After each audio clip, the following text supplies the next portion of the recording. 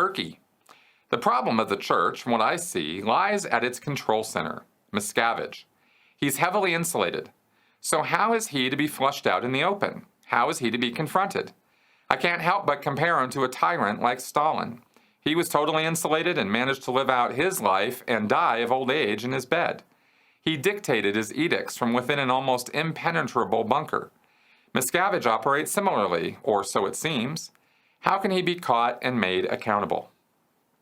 Dan, I'm going to be totally honest with you and tell you that I have absolutely no idea.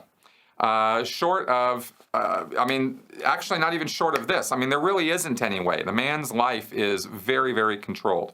Scientologists can't even say where he's going to be and when. It's all super, super hush confidential.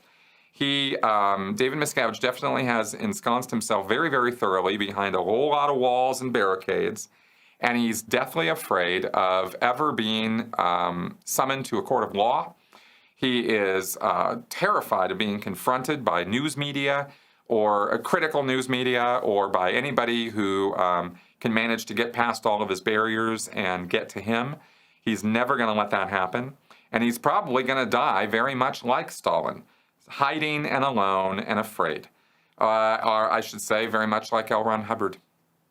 That is the fate for very many of these types of people. And these leaders never seem to really be very good students of history because they never get that, that when you victimize other people as a profession, as your lifestyle, you're not going to live a life of happiness and safety and security. You're just not. It's impossible because there's just too many people who want to get to you because you're hurting them. This is like, you'd think this is common sense, but for people who are stuck in, psychosis and megalomania and narcissism, they can't think outside of that.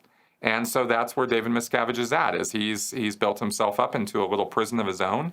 And I feel absolutely zero sympathy for the guy and never will. But that's the life he lives. And he never wants for anything. Anything he asks for, he can get, except a nice day out at the park, a trip to McDonald's, like a day at the amusement park. Going to the movies. Like he can't have that life that we have because he just is, who he is, and he does what he does. So that's what I can say about that, really, is I don't think that anything is ever going to happen that's going to get to him, unless, here's the thing, it really is up to him or up to somebody close to him who can actually get in and get some video evidence or irrefutable evidence that he is doing bad things to people, right? We know he does. We have endless amounts of testimony about it. But no law enforcement officials are willing to raise a finger to do anything about it. And they won't until hardcore evidence is provided, irrefutably showing that he is engaging in criminal activity, and it cannot be denied. And as soon as that happens, we will see some kind of justice for Scientologists against David Miscavige. And until that happens, we won't. And that's about the nuts and bolts of it.